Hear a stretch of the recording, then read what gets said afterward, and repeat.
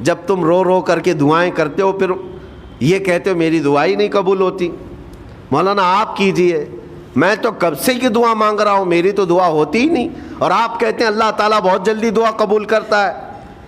یہ نا امیدی تمہاری اللہ تعالیٰ کی ذات سے ہرگز جائز نہیں. لیکن میں وجہ بھی بتا دیتا ہوں, کچھ فرشتے ایسے ہیں جو تمہاری دعائیں سن سن کر کے اللہ سے کہتے مولا یہ بندہ کتنا مانگ رہا ہے, تو قبول کیوں نہیں کرتا؟ رب تبارک و تعالیٰ یہ جو مانگ رہا ہے اسے دے کیوں نہیں دیتا؟ رب تعالیٰ فرماتا ہے فرشتوں میں بھی سن رہا ہوں اس کے مانگنے کو, اس کی دعاؤں کو. مصیبتوں کے وقت جنہوں نے کہا انا للہ و انا الیہ راجعون, رب تعالیٰ فرماتا ہے رسول انہیں بشارت دے دیجیے. کس بات کی بشارت, کس بات کی خوشخبری؟ اولئک علیہم صلوات من ربہم ورحمہ واولئک هم المہتدون. اللہ فرماتا ہے یہ وہ لوگ ہیں جن پر ہمیشہ اللہ کی رحمتیں اترتی ہیں. جنہوں نے انا للہ و انا الیہ راجعون کہا, یہ وہ لوگ ہیں جن پر اللہ تبارک و تعالیٰ کی طرف سے ہر وقت رحمتیں اترتی ہیں, اور یہی لوگ ہدایت پائے ہوئے ہیں, یہی لوگ ہدایت والے لوگ ہیں. اس پوری آیت کے اعتبار سے اگر میں آپ کو بتاؤں تو پتہ یہ چلے گا, رزلٹ اس کا یہ ہے کہ مصیبتوں کے وقت صبر کرنا یہ ہدایت ہے. ہدایت, اگر آپ ہدایت پر ہیں یا نہیں یہ دیکھنے کے لیے مصیبتوں کے وقت ہی آپ کو دیکھا جائے گا. گھر میں کسی کا انتقال ہو جائے اور پھر دیکھا جائے گا کہ تمہاری زبان سے الفاظ کیا کیا نکلتے ہیں, تم شکایتیں کن کن باتوں کی کرتے ہو, پھر دیکھا جائے گا ہدایت پر ہو یا گمراہ ہو. ایک روایت میں یہ بھی ہے کہ جب کسی کے بچے کا یا کسی کے بھائی کا یا باپ کا انتقال ہوتا ہے گھر میں, تو جنازہ اٹھانے سے پہلے ہی وہاں ایک فرشتہ آتا ہے. وہ فرشتہ گھر والوں کا معائنہ کر رہا ہوتا ہے کہ کون کون کیا کیا کہہ رہا ہے. رب ذوالجلال ہر چیز کی خبر رکھتا ہے, لیکن فرشتوں کو اسباب بنایا گیا ہے اور گواہ بنانے کے لیے انہیں یہ ڈیوٹی دی جاتی ہے. ہر ایک کی زبان سے نکلے ہوئے الفاظ وہ سنتا ہے اور جا کر کے رب تعالیٰ کی بارگاہ میں عرض کرتا ہے. اللہ تعالیٰ پوچھتا ہے کہ میں نے فلاں کے گھر سے ایک جان لے لی, ان کا عزیز بیٹا چلا گیا, بھائی چلا گیا, ماں چلی گئی, وہ لوگ میرے بارے میں کیا کہہ رہے تھے؟ فرشتہ کہتا ہے اے رب ذوالجلال ان لوگوں کے زبان پر شکر کے الفاظ تھے, وَإِنَّا لِلَّهِ وَإِنَّا إِلَيْهِ راجعون کہہ رہے تھے, اور وہ صبر کر رہے تھے. میں نے گھر والوں کے سب حالات دیکھے. اللہ تعالیٰ فرماتا ہے اے میرے فرشتے تو گواہ رہنا, میں نے ان سے جو چیز لیا ہے اس سے کئی گنا زیادہ نعمت انہیں عطا کروں گا, اس سے بہتر نسل انہیں دی جائے گی, اور ان کے غم آج جتنے ہیں اس سے کئی گنا زیادہ خوشیاں میں انہیں جنت کی عطا کروں گا جنہوں نے میری دی ہوئی مصیبت پر صبر کیا. اور کوئی گھر ایسا ہوگا جس گھر سے فرشتہ جا کر کہے گا کہ مولا اس گھر والے تو بے قابو تھے, جو منہ میں آیا بکے جا رہے تھے, وہ تو یوں کہہ رہے تھے کہ اللہ کو کیا ہمارا ہی گھر ملا, ہمارا ہی بچہ جانے کو تھا, ہمارے ہی گھر میں یہ آفت آنے کو تھی. اس طرح کے الفاظ وہ کہہ رہے تھے اور رب تبارک و تعالیٰ کو ظالم کہہ رہے تھے. اللہ تبارک و تعالیٰ اپنے جلال کا اظہار فرماتا ہے, ارشاد فرماتا ہے فرشتے کو اے فرشتے تو گواہ رہنا, انہوں نے میرے بارے میں جیسا گمان کیا اب میں ان کے ساتھ ویسا ہی سلوک کروں گا. اللہ تبارک و تعالیٰ کے ساتھ یہ گمان جس طرح بندہ کرے گا اللہ تعالیٰ اس کے ساتھ اسی طرح کا سلوک فرمائے گا. اس کو ارحم الراحمین ہی تصور کرو. ہمیشہ رب تبارک و تعالیٰ مہربان ہے اور مہربان ہی اس کی طرف گمان کرنا بھی چاہیے مومن کو. انشاءاللہ العزیز مہربانی ہوگی, اور بلکہ دلوں کا قرار اور سکون بھی رب تعالیٰ ہی عطا کرتا ہے. اے میرے عزیزو, یہ تمہیدی باتوں کے بعد میں اب عرض کرنا چاہتا ہوں. محرم الحرام کے مہینے میں کربلا کے واقعات سنتے ہی رہتے ہیں. میرے عزیزو, ہم بچپن سے لے کر اب تک ہر سال کربلا میں ہونے والے عظیم حادثے کو سنتے بھی آ رہے ہیں. 14 صدیوں گزر جانے کے بعد بھی اس واقعے کو یاد کرتے ہیں تو آنکھیں بھیگ جاتی ہیں.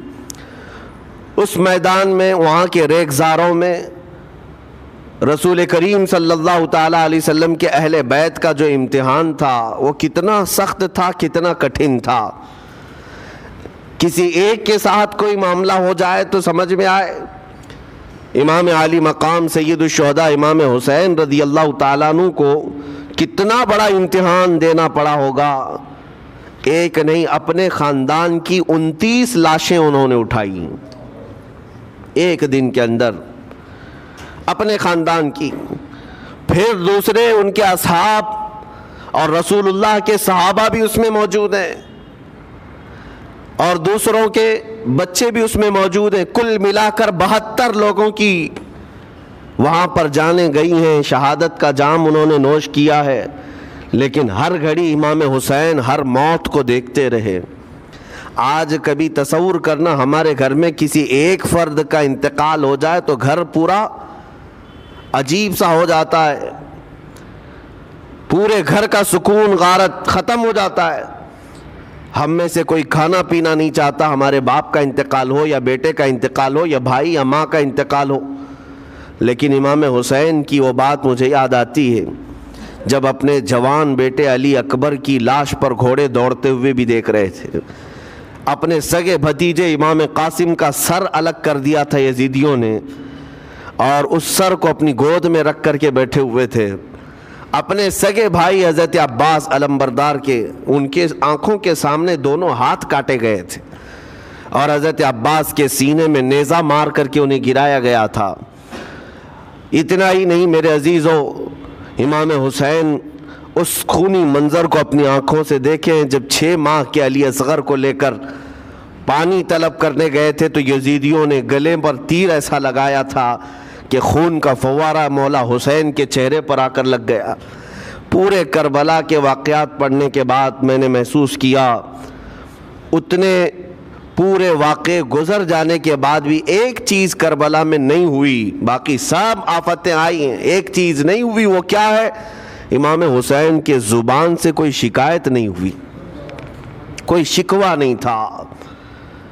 یہ نہیں تھا کہ سارے بجلیاں ہم پر گر پڑی ہیں، اس خاندان کا کون ہے؟ سوائے زین العابدین کے اس پورے خاندان میں کوئی مرد باقی نہیں رہا.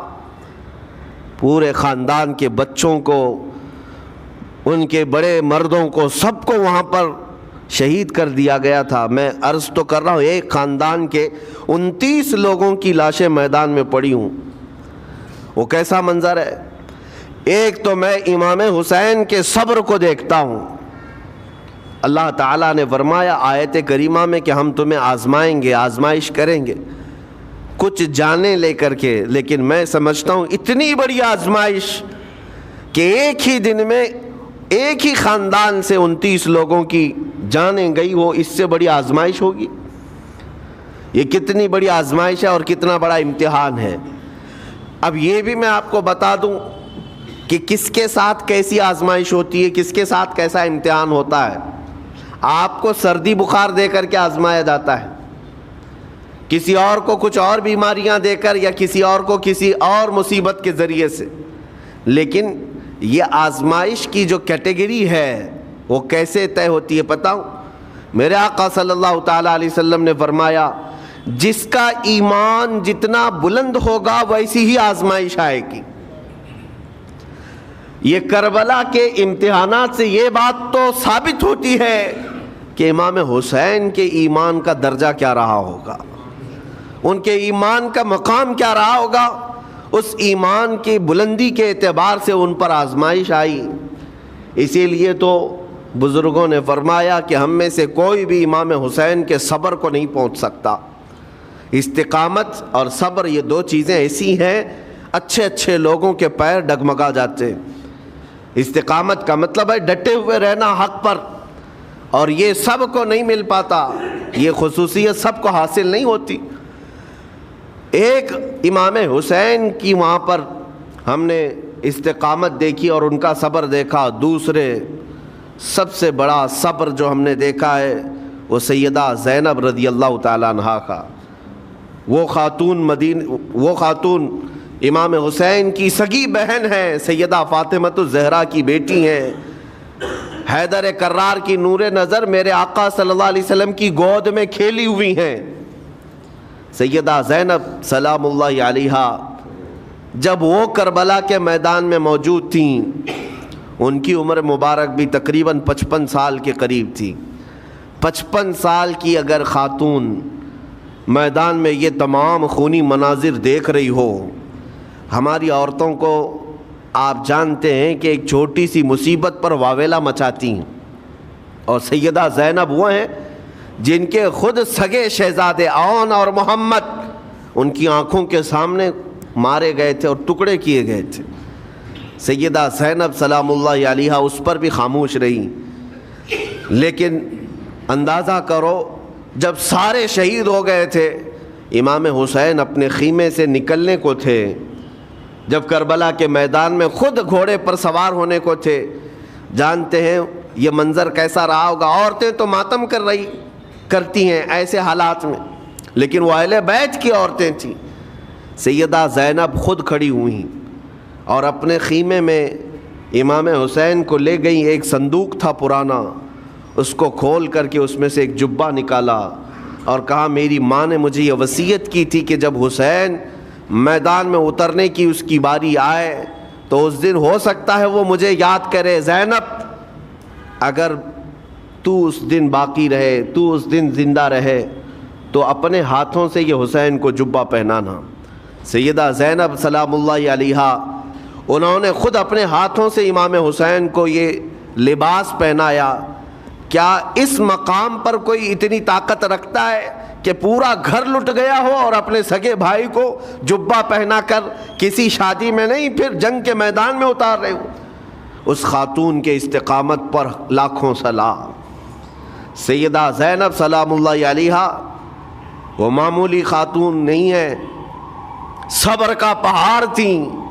میں آپ کو بتاؤں، مصیبت کے وقت ایک بار کسی کا قتل ہو جائے تو وہ ایک موت ہے، لیکن یہاں پر کربلا کے میدان میں سیدہ زینب جتنی موتیں دیکھ رہی تھی، ہر موت پر ایک موت کی تکلیف ہے، ہر موت پر ایک موت کی تکلیف. لیکن وہ صابرہ و شاکرہ رہیں. پوری تاریخ میں ڈھونڈ کر کے آپ نکالیں، کہیں پر بھی سیدہ زینب نے نہ اپنے بال نوچے، نہ کپڑے پھاڑے، نہ چہرے پر ہاتھ مارا، بلکہ ایسا صبر کا دامن پکڑی رہیں کہ پوری زندگی بھر انہوں نے صبر کی تلقین کی تمام خواتین کو. گھر لٹانا، گھر کٹانا، سر کٹانا کوئی تم سے سیکھ جائے، جان عالم ہو فدا اے خاندان اہل بیت. امام زمن فاضل بریلوی رحمۃ اللہ علیہ نے فرمایا ہے، سر کٹانا، گھر لٹانا کوئی تم سے سیکھ جائے، جان عالم ہو فدا اے خاندان اہل بیت. عزیزان گرامی وقار، یہاں پر ان حالات کے بعد میں آپ کو ایک بات ضرور کہنا چاہوں گا. مصیبتیں ہمارے گھر بھی آتی ہیں، آفتیں، تکلیفیں ہمارے گھر بھی آتی ہیں، لیکن کیا ہم ان مصیبتوں کا سامنا کرتے ہیں، استقبال کرتے؟ نبی اکرم صلی اللہ تعالیٰ علیہ وسلم نے تو ارشاد فرمایا، مومن کو جب مصیبت آتی ہے تو اس کے لیے وہ نعمت ہے. دو چیزوں میں سے ایک چیز ہوگی اس کے ساتھ. اگر بخار بھی آئے، میرے آقا فرماتے ہیں اگر بخار بھی آیا ہے تو دو باتوں میں سے ایک بات ہوگی اس کے ساتھ، یا تو رب تبارک و تعالیٰ اس کے گناہ معاف کرے گا یا تو اس کے درجے کو بلند کرے گا. مصیبت اگر آئے تو ایک بات یاد رکھنا، رب تبارک و تعالیٰ اپنے محبوب بندوں کو، پسندیدہ بندوں کو آزمائش میں ڈالتا ہے.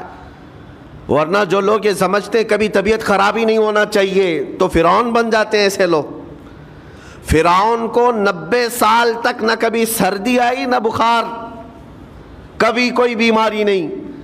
اور جب بندہ کبھی بیمار نہیں ہوتا تو اپنے آپ کو خدا تصور کرنے لگ جاتا ہے، میں تو دنیا کا سب سے مضبوط آدمی ہوں، مجھے کچھ نہیں ہوتا.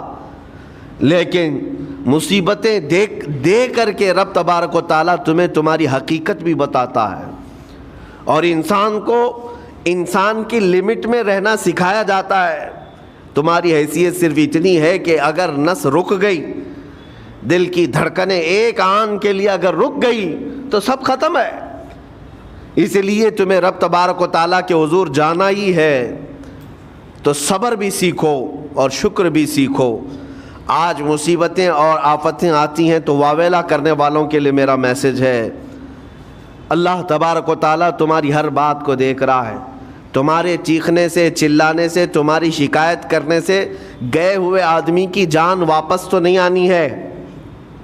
تمہارا عزیز ترین بھائی مر گیا، تم جس سے سب سے زیادہ پیار کرتے تھے وہ بیٹا انتقال کر گیا۔ مجھے بتاؤ، تم 10 لوگوں میں چیخو گے، چلاؤ گے، رب تعالیٰ کے حضور بری بری باتیں بھی کرو گے تو کیا وہ گئی ہوئی جان واپس آ سکتی ہے؟ میرے عزیزو، یہ وہ حکومت نہیں ہے کہ تمہارا احتجاج کرنے پر قانون واپس لے لیا جائے۔ تمہارے سب مل کر کے پروٹیسٹ کرنے سے حکومتیں اپنے فیصلے واپس لے سکتی ہیں، لیکن وہ رب ذوالجلال شہنشاہ اعظم کا قانون ہے۔ وہاں نبیوں کی بھی جو روح لی گئی، وہاں پر اللہ تبارک و تعالیٰ نے اپنے محبوب نبیوں کی بھی روح کو قبض کرنے کا حکم دیا، تو کیا سب کے غم منانے سے وہ روحیں واپس کرنے کا فیصلہ کیا گیا ہے؟ نہیں میرے عزیزو، اس عالم میں، اس کائنات میں پھر کوئی ہمارے رونے چیخنے چلانے سے واپس نہیں آتا۔ ہاں، غم کرنا اپنی جگہ پر ہے، لیکن غم کا شرعی طریقہ کیا ہے؟ میرے آقا صلی اللہ تعالیٰ علیہ وسلم نے بھی غم فرمایا۔ آپ کے عزیز بیٹے سیدنا ابراہیم جب انتقال کر گئے، میرے آقا کی آنکھوں میں آنسو تھے۔ حضور پاک صلی اللہ تعالیٰ علیہ وسلم کی آنکھوں کے سامنے سیدہ خدیجۃ الکبریٰ کا انتقال ہوا، حضور غمگین تھے۔ لیکن غم کا مطلب کبھی یہ نہیں ہوتا کہ اللہ کی بارگاہ میں شکایت کریں، تو نے میرے ساتھ ایسا کیوں کیا؟ یعنی تم حکم دو گے، رب تبارک و تعالیٰ کو تم مشورہ دو گے کہ کس کے ساتھ کیا کرنا ہے۔ اس لیے ان مواقع پر ہم سب کی آزمائش ہے، ہمارا امتحان ہے۔ ایسے معاملات جب بھی آتے ہیں، دیکھیں میں آپ کو ایک اور باریک بات بتا دیتا ہوں۔ یہ ہم آج تقریر کر رہے ہیں، ہو سکتا ہے آپ بھی سن رہے ہیں اور اچھی طرح سمجھ رہے ہیں، لیکن خود کے گھر پر جب آ جائے تو تقریر بھی یاد نہیں رہتی، نصیحت بھی یاد نہیں رہتی، غم کا غلبہ زیادہ ہو جاتا ہے۔ ایسے اوقات میں حکم کیا ہے مومنین کو؟ میرے گھر پر، میں جانتا ہوں شکایت نہیں کرنا چاہیے، میں جانتا ہوں غموں کے وقت صبر کرنا چاہیے، پھر بھی اگر میرے گھر میں آ گئی مصیبت تو مومنین کے لیے حکم یہ ہے کہ تم نے اب تک جو سنا تھا حدیثیں وغیرہ اس کو یاد دلاؤ، یعنی مجھے یاد دلاؤ۔ یہ مت سوچو کہ مولانا صاحب ہیں، مفتی صاحب ہیں، امام صاحب ہیں، ان کو تو سب معلوم ہوگا۔ غم کا غلبہ جب آ جاتا ہے تو اچھے اچھوں کو یاد نہیں رہتا۔ مومنین کو کہا گیا ہے کہ وہ یاد دہانی کریں، جائیں غموں کے وقت ان کی حالت دریافت کریں اور انہیں صبر کی تلقین کریں۔ ہر ایک کے لیے ضروری ہے، یہ سوچ کر کے پیچھے نہیں ہٹا جائے گا کہ یہ تو بہت جانکار لوگ ہیں، یہ بہت پڑھے لکھے لوگ ہیں، ان کو تو سب پتہ ہے۔ نہیں، بلکہ حکم یہ ہے کہ جس کے ساتھ بھی مصیبت آئے، مومنین، دوسرے مومنین اسے صبر کی تلقین کریں، اسے جا کر کے حوصلہ دیں اور اسے تسلی دیں۔ اب میں آتا ہوں ان باتوں کی طرف جو لوگ مصیبتوں کو برا سمجھتے ہیں۔ ایک صحابی تھے، ان کی شادی ہو گئی ایک صحابیہ سے، نکاح ہوا تھا مدینے میں، سال بھر خوشحالی سے گزرتے رہے، بہت اچھے دن گزرے۔ سال ختم ہونے کو تھا کہ خاتون جو ہے لڑائی کرنا شروع کر دیتی، کہتی مجھے تمہارے ساتھ رہنا نہیں، مجھے طلاق چاہیے، ڈائریکٹ طلاق۔ تو صحابی نے کہا ہوا کیا؟ وہ صحابیہ کہتی تھی نہیں مجھے تمہارے ساتھ رہنا نہیں۔ اس صحابی نے کہا ٹھیک ہے، اگر ایسا ہی ہے تو حضور پاک صلی اللہ علیہ وسلم کے پاس چلتے ہیں، وہاں جا کر فیصلہ کرا لیں گے۔ تو وہ صحابیہ مان گئیں، کہا چلو چلتے ہیں۔ تو دونوں چلے جا رہے تھے اپنے گھر سے، حضور پاک صلی اللہ علیہ وسلم کے دربار میں فیصلہ کروانا ہے۔ چلتے وقت راستے میں ایک پتھر سے ٹھوکر لگ گئی اس صحابی کو، اور اتنی تیز ٹھوکر لگی کہ ان کا ناخن اکھڑ گیا۔ اب وہ ان کی خاتون جو بیوی صحابیاں ہیں وہ فوراً اپنے دوپٹے کا کپڑا پھاڑ کر کے انگلی کو باندھتی ہیں اور خون روکتی ہیں، اور اس کے بعد کہتی ہیں چلو واپس گھر چلتے ہیں۔ گھر واپس آنے کے بعد وہ کہتی مجھے طلاق نہیں چاہیے، ساتھ میں رہوں گی۔ کہا عورتوں کا موڈ، عورتوں کا اس طرح کا فیصلہ، کیا بات ہے؟ وہ صحابیہ کہتی ہے میں نے سنا ہے کہ جب کبھی کوئی بندہ بیمار نہیں ہوتا تو اللہ اسے پسند نہیں کرتا۔ میں نے جب سے تم سے شادی کی ہے سال بھر ہو گئے، ایک بار بھی تم کو بیمار ہوتے نہیں دیکھا۔ مجھے ایسا لگنے لگا کہ کہیں تم اللہ کے ناپسندیدہ بندے تو نہیں ہو، اس لیے میں تمہارے ساتھ نہیں رہنا چاہتی تھی۔ اب جب راستے میں ٹھوکر لگ کر ناخن اکھڑ گیا تو مجھے احساس ہوا کہ اللہ تجھے بھی پسند کرتا، میں تیرے ساتھ رہنے کو تیار ہوں۔ وہ صحابیہ تھیں۔ میرے عزیزو، اس کا مطلب یہ نہیں کہ ہم آپس میں ایک دوسرے کے بیمار ہونے کی انتظار میں رہیں۔ شوہر یہ سوچے کہ میری بیوی بیمار کیوں نہیں ہوتی، اور بیوی یہ سوچتی رہے کہ میرا شوہر بیمار کب ہوگا۔ وہ توکل کا اعلیٰ درجہ ہے۔ انتظار اور تمنا مت کرو بیمار ہونے کا، بلکہ بیماری آ جائے تو اللہ کا شکر ادا کرو، آ جائے تو صبر کرو۔ عزیزان گرامی وقار، ہم آج امام حسین اور ان کے رفقائے گرامی رضوان اللہ علیہم اجمعین کو یاد کرتے ہیں تو صرف رونے کے لیے نہیں یا صرف غم منانے کے لیے نہیں، بلکہ داستان کربلا سنانے کا ایک عظیم مقصد یہ ہوتا ہے کہ نوجوانوں کے اندر بلکہ بوڑھے اور بچوں کے اندر بھی ایمانی جذبہ ایسا آ جائے کہ وہ ہر مصیبت پر ڈٹ کر کھڑے ہو سکیں، ہر یزیدی کا مقابلہ کر سکیں۔ ایک تو اس کا میسج یہ ہے، اور دوسرا میسج یہ ہے کہ چاہے جیسی بھی مصیبتیں آئیں ایمان کے ساتھ رہنا ہے، صبر اور شکر کو ہرگز نہیں چھوڑنا ہے۔ مصیبتیں ہمارے پاس اب اتنی بڑی تو نہیں آتی کہ ایک خاندان کے ہی اتنے لوگوں کو کاٹ دیا جائے، ایسی مصیبتیں تو نہیں آئی۔ اب جو کچھ بھی آتی ہیں ہمارے ساتھ وہ مال کی کمی کی، کبھی دکان میں دھندا نہیں چلتا، کبھی بچے کسی کو نہیں ہو رہے ہیں، یا پھر گھر میں کوئی بیمار ہے، کوئی مستقل بیماری آ گئی ہے، یہی تو مصیبتیں ہیں۔ مومن کے لیے یہ قید خانہ ہے، زیادہ آسائش اور آرام کی فکر نہ کرو۔ یہ دنیا مومن کے لیے قید خانہ ہے۔ اسی لیے شاعر نے کیا خوب کہا، جب کسی کا انتقال ہوتا ہے، ایک سچے مومن کا انتقال ہوتا ہے تو لوگ کہتے فلاں مر گیا، فلاں مر گیا، تو ایک شاعر نے بہت اچھے انداز سے کہا ہے کہ کون کہتا ہے کہ مومن مر گیا؟ جو سچا مومن ہے اس کے لیے کہہ رہا ہوں۔ اس شاعر نے کہا کون کہتا ہے کہ مومن مر گیا؟ قید سے چھوٹا وہ اپنے گھر گیا۔ حقیقت تو یہ، قید سے چھوٹا وہ اپنے گھر گیا۔ یہاں دنیا میں زیادہ آسائش، زیادہ آرام کی طلب انسان کو مغرور بنا دیتی ہے، تکبر والا بنا دیتی ہے، گھمنڈی بنا دیتی ہے، اور اللہ تبارک و تعالیٰ کی بارگاہ میں ہمیشہ سر بسجود رہنے والا وہ بندہ ہے جو مصیبتوں میں گھرا رہتا ہے۔ کچھ نہ کچھ مصیبتیں ایسی ہیں جو تمہیں مسجد تک لاتی ہیں، قرآن تک لاتی ہیں، تسبیح تک لاتی ہیں، اور کوئی مصیبت نہ ہو، کوئی تکلیف نہ ہو تو پھر جلدی بندہ اللہ کو بھی یاد نہیں کرتا۔ اسی لیے رب تبارک و تعالیٰ کی بارگاہ میں کچھ فرشتے ایسے ہیں، جب تم رو رو کر کے دعائیں کرتے ہو پھر یہ کہتے ہو میری دعا ہی نہیں قبول ہوتی، مولانا آپ کیجئے، میں تو کب سے یہ دعا مانگ رہا ہوں، میری تو دعا ہوتی ہی نہیں، اور آپ کہتے ہیں اللہ تعالیٰ بہت جلدی دعا قبول کرتا ہے۔ یہ نا امیدی تمہاری اللہ تعالیٰ کی ذات سے ہرگز جائز نہیں۔ لیکن میں وجہ بھی بتا دیتا ہوں، کچھ فرشتے ایسے ہیں جو تمہاری دعائیں سن سن کر کے اللہ سے کہتے مولا یہ بندہ کتنا مانگ رہا ہے، تو قبول کیوں نہیں کرتا؟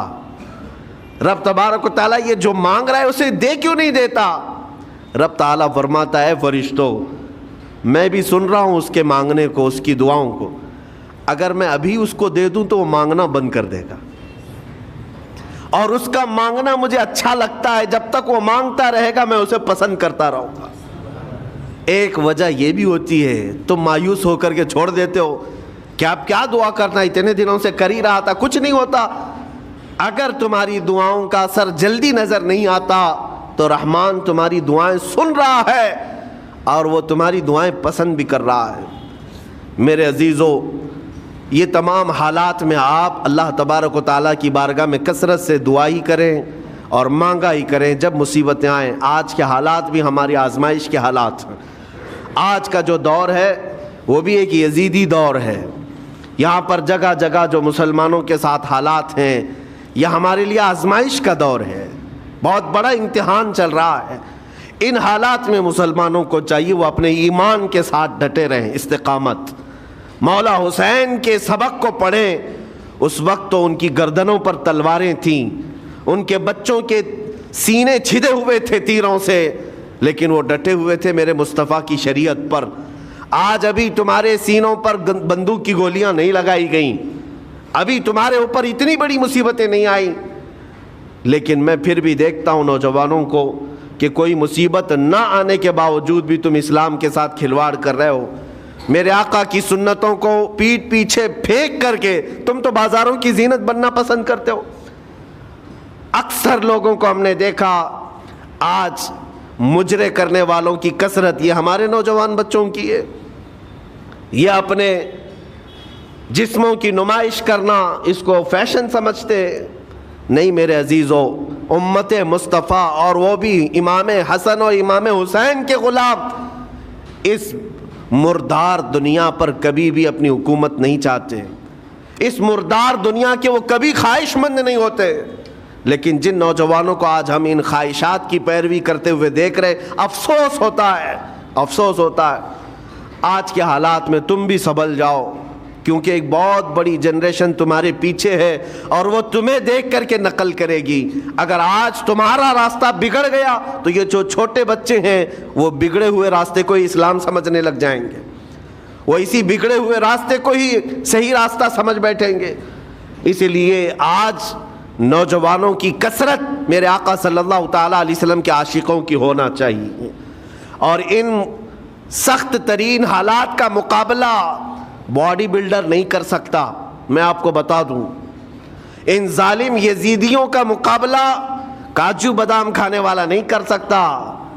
ہاں، ان حالات کا مقابلہ کرنے کے لیے جسمانی طاقت کی ضرورت نہیں، ان بڑے سے بڑے سخت ترین حالات کا مقابلہ وہ نوجوان کر سکتا ہے جس کے سینے میں عشق مصطفیٰ ہو، مولا حسین کے نقش قدم پر چلنے کا عزم رکھتا ہو، پھر چاہے وہ لاغر ہی کیوں نہ ہو، نحیف و ناتما ہی کیوں نہ ہو، کمزور ہی کیوں نہ ہو۔